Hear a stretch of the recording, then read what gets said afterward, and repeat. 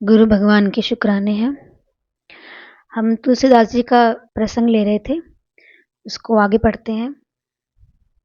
उन दिनों श्री स्वामी रामानंदाचार्य जी के कृपा पात्र श्री अनंतानंदाचार्य जी के शिष्य श्री नर हरिदास जी चित्रकूट में कुटी बनाकर भजन करते थे।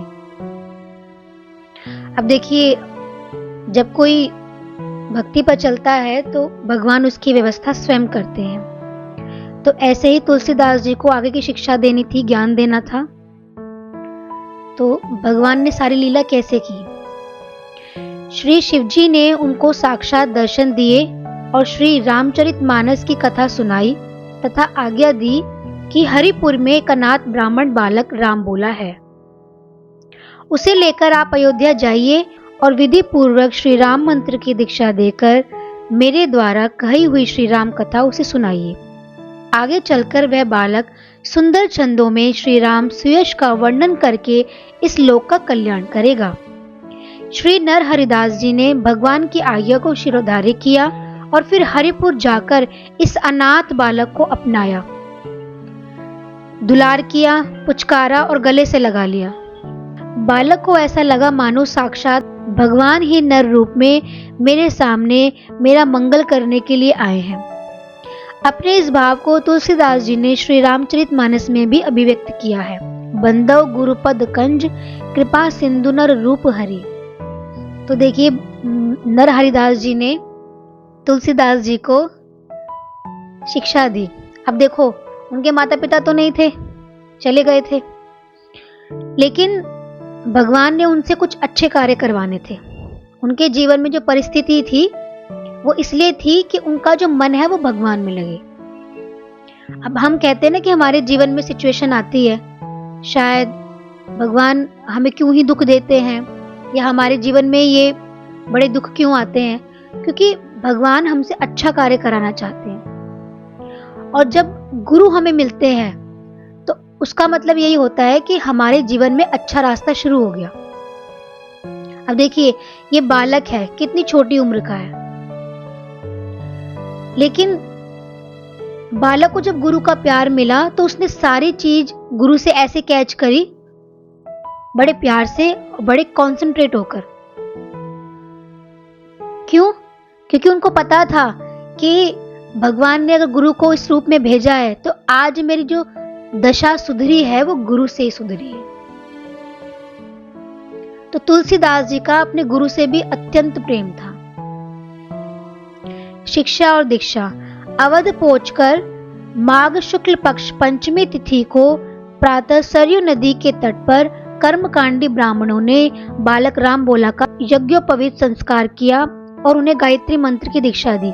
अब देखिए, जन्म के समय उनका यज्ञोपवीत संस्कार नहीं हुआ था, लेकिन भगवान ने किन से करवाना था? गुरु से। हमारे जीवन में जो चीज हमें नहीं मिलती है, एक कमी होती है, तो कभी उसके लिए हमें दुखी नहीं होना चाहिए। भगवान उस रूप में हमें बड़ा गिफ्ट देने वाले होते हैं। वो नहीं चाहते संसार का समावेश हमारे जीवन में, वो चाहते हैं कि गुरु के द्वारा वो सारी चीजें हमें मिले। भगवान का आशीर्वाद होता है, भगवान का प्रेम होता है, लेकिन हमारे मन की आंख उसको देख नहीं पाती। हमें लगता है कि ये चीज हमारे जीवन में नहीं है तो पता नहीं हमारा जीवन बेकार है। नहीं, अगर किसी चीज की कमी है तो भगवान की कृपा है, भगवान का प्रेम है। क्योंकि दुख के समय में हम भगवान को याद करते हैं, और जब हम भगवान को याद करते हैं तो भगवान की नजर हमारे ऊपर होती है। तो भगवान की नजर चाहिए संसार की। अब देखिए, गुरु ने तुलसीदास जी को मंत्र दिया। अब बचपन से उनकी माता से प्रेम था और वैसा ही प्रेम उनका गुरु से था। तो गुरु की बात को इतनी ध्यान से सुनते थे और अपनी तीक्ष्ण बुद्धि होने के कारण बहुत जल्दी कैच कर लेते थे।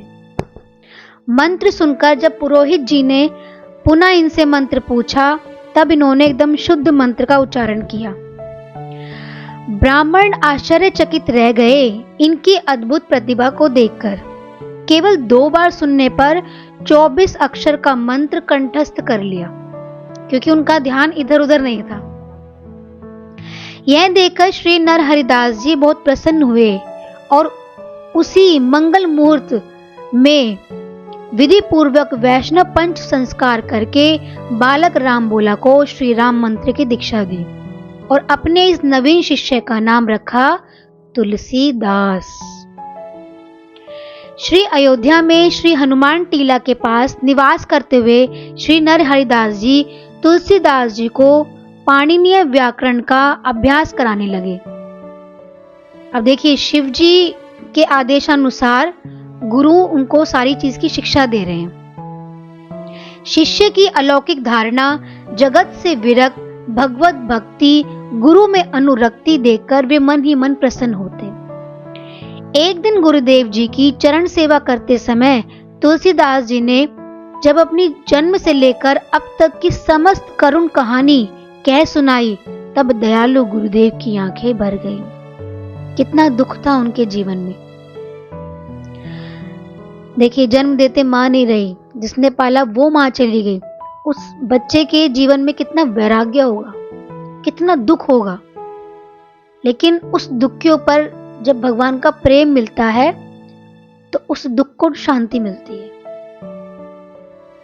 गुरुदेव को द्रवित देखकर तुलसीदास जी भी हिचकियां बांधकर रोने लगे।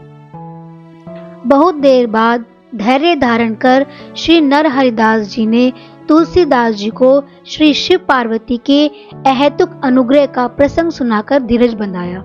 मतलब उन्होंने बताया कि भगवान शिव की कृपा है तुम्हारे ऊपर, कि भगवान ने तुम्हें बहुत बड़े कार्य के लिए चुना है और उनके आदेशानुसार ही मैं तुम्हारे पास आया था। तो देखो, तुलसीदास जी को कितना गर्व महसूस होगा, कितना प्रेम महसूस होगा कि जो माता मुझे भोजन देने आती थी वो स्वयं माता पार्वती थी। तो वो उस चीज को भूल गया, अपने दुख को, और भगवान की कृपा को महसूस करने लगा। उसी दिन से तुलसीदास जी की उमा महेश्वर के प्रति अपार श्रद्धा हो गई। अब देखिए, जब भी इनके जीवन में कोई सिचुएशन आती ना, तो भगवान इनको आदेश करते थे, भगवान शिव इनके आराध्य थे और भगवान शिव पार्वती पर इनकी अगाध श्रद्धा हो गई थी। अब जब भी कोई परेशानी इनके सामने आती है, भगवान शिव को याद कर लिया करते। बुरे समय में जो आपको गिरने से बचाए, जो आपको उठाए, जो आपको एक प्रेमी बनाकर खड़ा करे, उस व्यक्ति के प्रति हमारे दिल में अपार श्रद्धा होनी चाहिए। क्योंकि हमारा जीवन तो बेकार जा रहा था, गुरु ने आकर हमें जीवन में दोबारा जीने योग्य बनाया। तो कभी किसी की सुननी नहीं चाहिए, बस हमारे जीवन में उनके प्रति जो महत्व है, जो जगह है, उसको हमेशा विशेषता देनी चाहिए। 10 महीने पश्चात कल्पवास में पुण्य पर्व पर श्री नरहरिदास जी तुलसीदास जी को लेकर सूकर क्षेत्र में पहुंचे। उनका सूकर क्षेत्र में ऐसा मन रम गया कि वो वहां 5 वर्ष रहे। जब गुरुदेव ने देखा कि शिष्य तुलसीदास को व्याकरण का अच्छा ज्ञान हो गया है, बुद्धि शास्त्रों के ग्रह तत्व को समझने योग्य हो गया है, तब शिवजी के आदेश का स्मरण कर वे तुलसीदास जी को रामचरितमानस की कथा सुनाने लगे। अब देखिए, इसमें एक बात आती है, गुरुदेव को जब तुलसीदास जी मिले तो उन्होंने एकदम ही उनको कथा नहीं सुना दी। जब वो इसके योग्य हो गए, तब कहा कि अब इनको श्री रामचरित का ज्ञान देना, कथा सुनाना, ताकि कथा का प्रेम, कथा का अमृत, कथा का भाव और भगवान के प्रति श्रद्धा तुलसीदास जी के हृदय में पैदा हो जाए। पहले गुरु पर श्रद्धा हुई और फिर गुरु ने भगवान के प्रति श्रद्धा करवाई। हम तो अच्छी डायरेक्ट चाहते हैं, गुरु कहते हैं पहले हम इसके लायक तो हों कि आपके दिल में भगवान का प्रेम आए और आप उसको समझने योग्य हों, उसको समझ पाए। गुरु की ही भाषा को हम समझ नहीं पाते तो भगवान की भाषा को कैसे समझेंगे? गुरु तो साक्षात हमें बता देते हैं, कहकर समझा देते हैं, हमारी गलतियां सुधार देते हैं। भगवान के प्रति हमारी कोई त्रुटि हो गई तो उसको कैसे समझेंगे हम? तो इसलिए जब उनको लगा कि तुलसीदास जी अब भगवान की कथा को रसपान करने के योग्य हो गए हैं, तब उन्होंने शिव आदेशानुसार उनको राम कथा का रसपान कराया। बुद्धि शास्त्रों के गूढ़ तत्व को समझने योग्य हो गई। तब शिवजी के आदेश का स्मरण कर वे तुलसीदास जी को श्री रामचरितमानस की कथा सुनाने लगे। कोई भी प्रसंग तब तक सुनाते समझाते रहते जब तक कि इनको उसका बोध ना हो जाता। यानी कि जब वो कोई प्रसंग लेते थे, जब तक वो उस भाव को समझने लेते थे, उसका बोध उनको नहीं हो जाता था, तब तक वो आगे नहीं बढ़ते थे। बस ये नहीं कि गुरु ने कही, शिष्य ने सुन ली, बस ठीक है, हो गया, कहानी खत्म। नहीं, एक एक प्रसंग का, एक एक चरित्र का भाव उन्होंने तुलसीदास के अंदर डाला। क्यों? कि जब तुलसीदास ये कथा किसी को सुनाए, ये कथा वाचन करे, तो वो पूरे भाव से करे।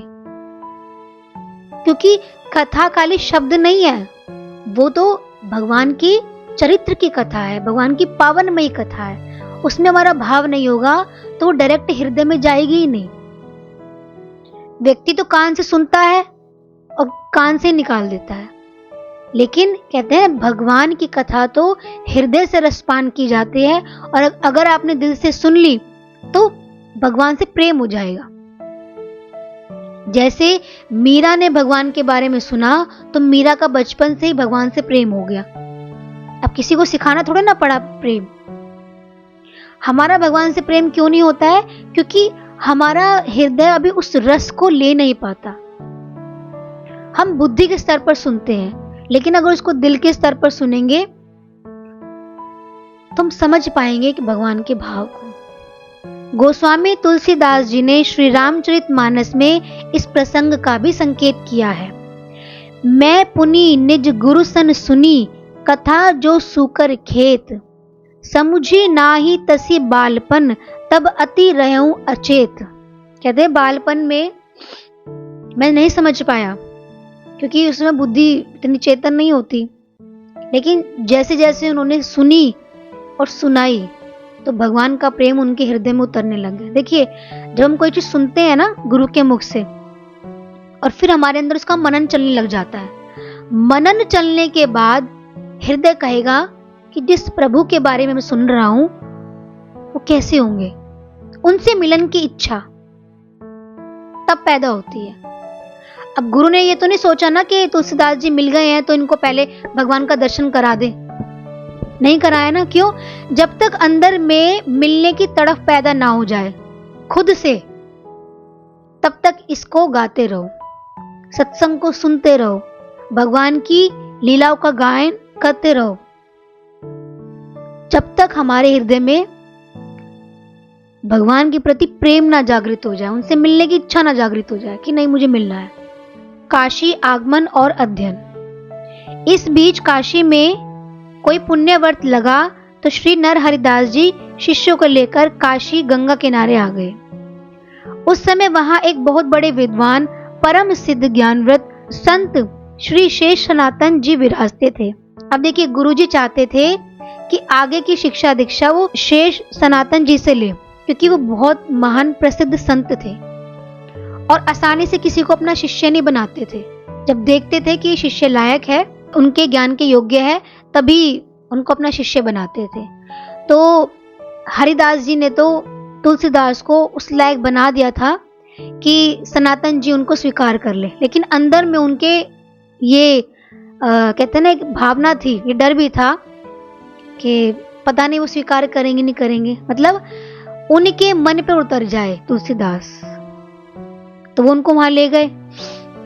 समय समय पर श्री शेष सनातन जी और श्री नर हरिदास जी का सत्संग हुआ करता था।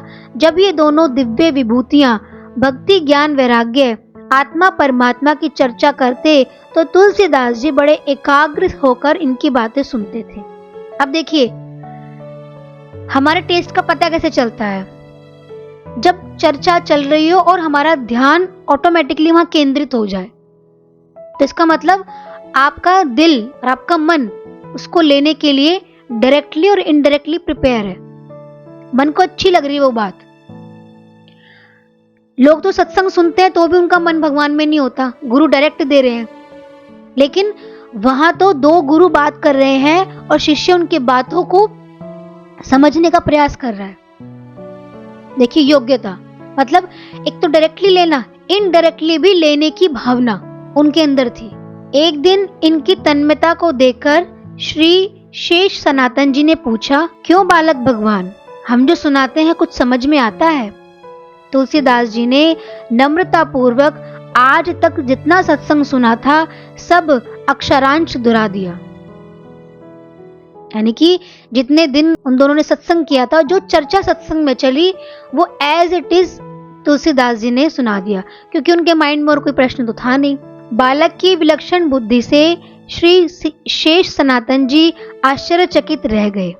उन्हें अपने विशाल ज्ञान वैभव को संभालने के लिए सुयोग्य उत्तराधिकारी की तलाश थी। आज वह मिल गया, यह मानकर वे बड़े प्रसन्न हुए। उन्होंने श्री नर हरिदास जी से बालक को अध्ययनार्थ अपने पास रखने का अनुरोध किया।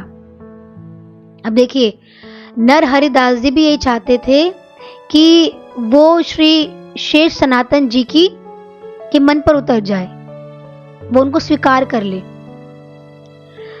तो जब उन्होंने खुद ये कहा तो देखिए उनका जो दिल है वो खुशी से भर गया कि अब मैं फ्री हो गया, कि अब तुलसीदास जी का आगे का अध्ययन शुरू हो जाएगा। लेकिन तुलसीदास जी का अपने गुरु से इतना प्रेम था कि वो उनसे बिछोड़ नहीं करना चाहते थे। अब उनको लग रहा था पहले माता चली गई, फिर मुझे इतनी प्रताड़ना मिली और उसके बाद अब गुरु भी मुझे छोड़कर जा रहे हैं, जिन्होंने मुझे माता पिता की तरह प्रेम दिया, सब कुछ सिखाया। अब तुलसीदास जी का मन तो अपने गुरु से जुड़ गया था, लेकिन भगवान को तो उनसे कुछ आगे करवाना था। तो देखिए फिर बीच में बिछोह आ गया और इसका तुलसीदास जी के मन पर गहरा प्रभाव पड़ा कि मेरे जीवन में मैं जिससे प्रेम करता हूं वो मुझे छोड़कर चला जाता है। बड़े ही मुदित मन से गंगा तट पर श्री शेष सनातन जी को बालक तुलसीदास सौंपकर वे निश्चिंत हो गए। अब उन्होंने तो सौंप दिया, लेकिन तुलसीदास जी बहुत रोए अपने गुरु के बिछड़ने पर। श्री तुलसीदास जी तन मन से गुरु की सेवा करते हुए अध्ययन में लग गए। अब देखिए, अब गुरु तो उनको सौंप कर चले गए थे और गुरु की आज्ञा से फिर उन्होंने अपना मन अपने अध्ययन में लगा लिया। अब ये नहीं था कि गुरु चले गए तो मैं पढ़ूंगा नहीं, लिखूंगा नहीं, गुरु की आज्ञा है तो मुझे आगे अध्ययन इसमें ही करना है। तो अपने मन को फिर अध्ययन में लगाया। श्री शेष सनातन जी ने अपनी समस्त विद्या अनुभूतियों को तुलसीदास जी के हृदय में प्रतिष्ठित कर दिया। 3 वर्ष में श्री शेष सनातन जी तुलसीदास जी को ब्रह्म सूत्र, वेद वेदांत, शास्त्र, पुराण, इतिहास, स्मृति, संहिता आदि के गुण रहस्यों का बोध कराकर साथ साथ काव्य कला कुशल भी बना दिया। अब इनकी आयु 15 वर्ष की हो गई। देखिए 15 वर्ष की आयु में वो काव्य कुशल हो गए थे, कोई भी काव्य की रचना कर सकते थे, इतना गुरु ने उनको प्रिपेयर कर दिया था। 15 साल का बच्चा, हम कहते बच्चे समझते नहीं सत्संग को, अगर गुरु के अंडर में रखे तो छोटी एज में जो ज्ञान प्राप्त हो सकता है वो बड़े एज में मुश्किल होता है। 15 वर्ष की आयु में ही तुलसीदास जी ने अपने सबसे पहले ग्रंथ हनुमान चालीसा की रचना की। इसके पीछे भी एक कथा है। देखिए अब हनुमान चालीसा की रचना कैसे हुई और किस सिचुएशन में हुई। श्री शेष सनातन जी की कुटी के समीप एक पीपल का वृक्ष था, उस पर एक पिशाच निवास करता था। अब सब जगह ये खबर फैल गई कि वहां एक भूत रहता है। तो जो आश्रम के जो बच्चे हैं वो आपस में बात कर रहे थे। तो जब ये बात तुलसीदास जी ने सुनी तो उनके माइंड में आया कि मैं देखना चाहता हूं कौन सा भूत रहता है, क्योंकि उन्होंने तो ज्ञान सुन रखा था। उनके माइंड में कहां से पिशाच के प्रति डरने की भावना आएगी। उससे गुरुकुल के विद्यार्थी और आस पड़ोस के लोग भयभीत रहने लगे। वहां के लोग श्री शेष सनातन जी के पास आए और उनसे निवेदन किया कि गुरुदेव, क्या इस पिशाच को कोई यहां से हटा सकता है। गुरुजी सोचने लगे कि बड़ा प्रबल पिशाच है, क्या उपाय किया जाए। अब देखिए भगवान को किसी की महिमा गवानी होती है ना, तो सामने पहले नेगेटिव सिचुएशन होती है। उस नेगेटिव सिचुएशन में भक्ति की जब विजय होती है तब पता लगता है कि इस व्यक्ति के अंदर भक्ति कितनी है। तभी तुलसीदास जी वहां हाथ जोड़कर उपस्थित हो गए और उनसे निवेदन किया कि गुरुदेव, आपकी आज्ञा हो तो पिशाच भगाने की सेवा मैं करूं। गुरुजी ने पूछा, अरे क्या तुम ये सेवा कर सकते हो? बच्चे, अभी तुम केवल 15 साल के हो। तुलसीदास जी ने कहा, गुरुदेव, आपकी कृपा से, आपके आशीर्वाद से मैं सेवा कर लूंगा। देखिए, सेवा कह रहे हैं, भूत को भगवाना सेवा है उनके लिए।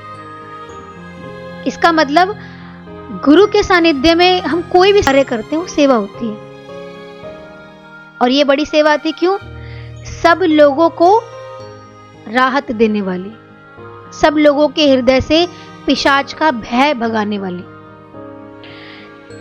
गुरुजी ने कहा, अच्छा ठीक है, जाओ। तो देखिए, रात को वो सोच रहे होते हैं कि मुझे पिशाच के पास जाना है जंगल में। तो जब उनके अंदर में प्रेरणा आती थी तो वो लिखने बैठ जाते थे। अब उनको अंदर से भगवान ने प्रेरणा दी कि पिशाच को भगाने के लिए क्या किया जाए।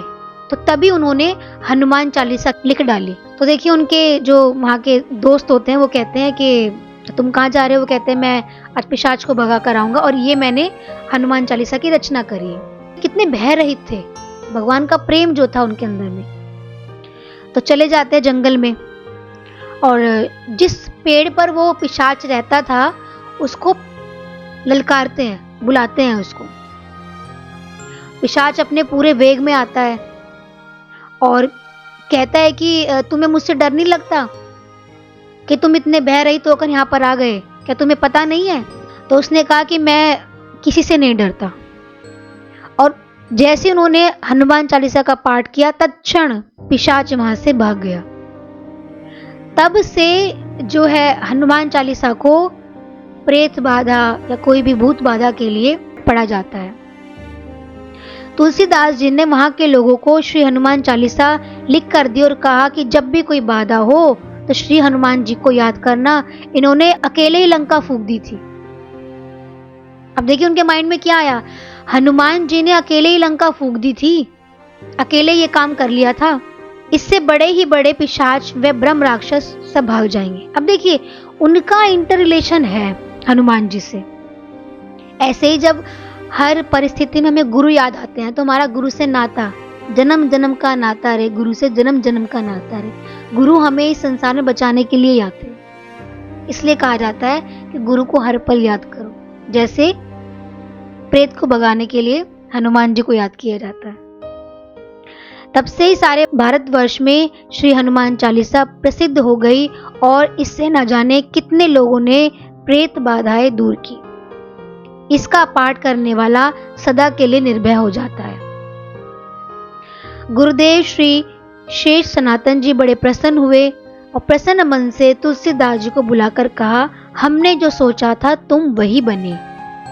अब तुम जाओ, विचरण करो, भारतवर्ष में सारा संसार का कल्याण करो। तुम्हारे में शक्ति आ गई है, मतलब मैंने तुम्हें सारी शिक्षा दीक्षा दे दी और उसका प्रमाण भी मिल गया। उस प्रेत का भागना, उनके अंदर शक्ति का आना था। अब शक्ति आ गई तो गुरु क्या कहेंगे, इस शक्ति को सही जगह लगाओ। तत्पश्चात श्री शेष सनातन जी ने भी अपना देह त्याग कर दिया। और देखिए जब उनका शरीर शांत हुआ, तुलसीदास जी को बड़ा दुख हुआ। अब देखिए वो क्या सोचते हैं, जन्म के समय माँ का शरीर शांत हो गया, फिर 5 साल की अवस्था में माँ समान दासी चुनिया का शरीर शांत हो गया, फिर 2 वर्ष बाद वृद्धा के रूप में पार्वती जी माँ का बिछोह हो गया और अब 3 वर्ष में गुरुदेव श्री शेष सनातन जी का शरीर भी पूरा हो गया। तो तुलसीदास जी को बहुत कष्ट और वेदना हुई, क्योंकि गुरुदेव श्री शेष सनातन जी को पाकर उन्हें लगा था कि मुझे साक्षात भगवान मिल गए हैं, पर अब उनका भी बिछोह हो गया। तो कहते हैं ना, बिछुड़त एक प्राण हर लेई, मिलत एक दारुण दुख देई। दुष्ट का मिलना मृत्यु से भी ज्यादा दुखदाई है और संत का वियोग होना मृत्यु से भी ज्यादा कष्टदायी है। गुरुदेव जी की सुनसान कुटिया देखकर इनकी छाती फटने लगी, मतलब ये उस दुख को सह नहीं पाए। जब गुरुदेव नहीं है तो हम यहाँ कैसे रह सकते हैं, ऐसा सोचकर विरह व्याकुल तुलसीदास जी ने काशी छोड़कर अपने दीक्षा गुरु श्री नर हरिदास जी के पास जाने का विचार किया। अब देखिए, आश्रम के जो और विद्यार्थी उनको समझाते हैं कि इस आश्रम को तुम संभालो, तो मना कर देते हैं और कहते हैं नहीं, गुरु नहीं है तो मेरा यहाँ मन नहीं लगेगा। अब मैं अपने गुरु श्री नर हरिदास के पास जाऊंगा। और वे चित्रकूट की तरफ चल पड़े। अब देखिए, उनको पता भी नहीं था कि चित्रकूट में उनके गुरु रहते कहाँ हैं, परंतु संयोगवश मार्ग में एक संत के द्वारा पता चला कि श्री नर हरिदास जी भी साकेत लोक पधार गए। अब जैसे उन्होंने मार्ग पूछा कि ये नर हरिदास जी संत कहाँ रहते हैं, कहाँ मिलेंगे, तो मतलब वो संत बताते हैं कि वो तो चले गए। तो तब उनको समझ में आया कि गुरुदेव मुझे उनके पास क्यों छोड़कर गए थे।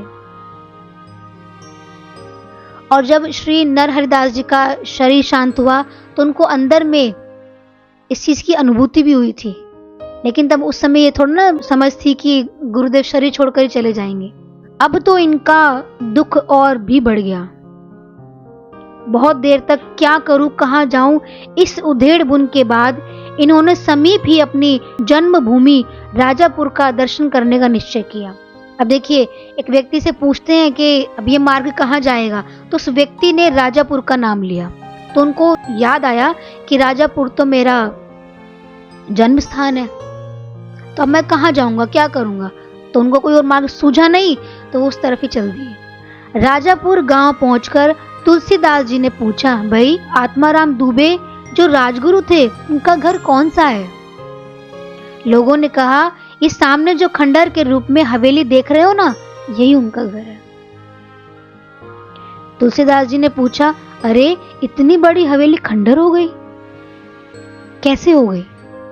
लोगों ने बताया, जिस दिन हरिपुर से एक नाई आया था और आत्माराम को संदेश दिया था कि चुनिया दासी मर गई है और आपका बेटा राम बोला अनाथ हो रहा है, तब उन्होंने उसे राक्षस बताकर स्वीकार करने से मना कर दिया। उसी समय वहां एक महात्मा बैठे थे, वो सब देख रहे थे। उन्होंने आत्माराम को श्राप दे दिया, आत्माराम राजगुरु होकर तेरा हृदय नहीं पत्थर है, तू अपने उस पुत्र को राक्षस कहता है जिसने राम नाम का उच्चारण किया था। जा, मैं तुझे श्राप देता हूं, तेरा वंश नष्ट हो जाएगा। मूर्ख, तू उस लड़के की महिमा को नहीं जानता। और 6 महीने के भीतर ही आत्माराम की मृत्यु हो गई और 10 वर्ष के भीतर ही सारे कुल का सफाया हो गया। देखिए, संत से तो आशीर्वाद लेना चाहिए, याद रखना चाहिए, भगवान अपना अपराध तो सह लेते हैं, परंतु अपने भक्तों का अपराध कभी सहन नहीं करते और ना क्षमा करते हैं। अतः भक्त का सदा ही सम्मान करना चाहिए। इस बात को तुलसीदास जी ने भी कहा है, सुन सुरेश रघुनाथ सुभाऊ, निज अपराध रिसाए न कहूं, जय अपराध भक्त कर करही, राम रोष पावक ते जरही। याद रखना चाहिए, सीता जी का हरण कर रावण नहीं मरा, परंतु विभीषण का अपराध करते ही वो आयुहीन हो गया और कुल में कोई पानी देने वाला भी नहीं बचा। जब सीता जी का हरण करने के बाद हो सकता है रावण को इतनी सजा नहीं मिलती, लेकिन जब उन्होंने विभीषण जी का त्याग किया, उनका निरादर किया, तब कहते हैं वो आयुहीन हो गए। तो उसी समय अब तुलसीदास जी ने गांव वालों को बताया कि वो राम बोला मैं ही हूं, अपना परिचय दिया। आत्माराम दुबे मेरे ही पिता थे, मेरा नाम अब तुलसीदास है। और उन्होंने अपनी सारी आपबीती सुना दी कि कितने कितने कष्ट उन्होंने सहे। गांव वालों को बड़ी श्रद्धा हुई और उन्हें अपनी करनी का पश्चाताप हुआ। तुलसीदास जी ने विधि पूर्वक अपने परिवार वालों का बड़ी श्रद्धा से श्राद्ध तर्पण किया। जब वे चलने को हुए तो गांव वालों ने विनती पूर्वक उनसे यही निवास करने के लिए कहा। अब उनको लगा एक तो गलती हो गई, यहाँ से चले गए तो हमारे गांव का क्या होगा, मतलब ये संत हैं, ये हमारे गांव में रहेंगे तो हमारे गांव का भी कल्याण हो जाएगा। ऐसा सोचकर उन्होंने तुलसीदास से वहीं रुकने की प्रार्थना करी। जब तुलसीदास जी ने सहज स्वभाव से स्वीकृति दे दी तब सभी गांव वालों ने मिलकर इनके रहने के लिए सुंदर घर बनवा दिया। अब तो तुलसीदास जी यहीं रहते हुए नित्य प्रति श्री राम कथा कहने लगे। पूर्ववासी इनसे बड़े ही सुखी व प्रसन्न हुए। अब आगे की कथा कल कहेंगे। गुरु भगवान के शुक्राने।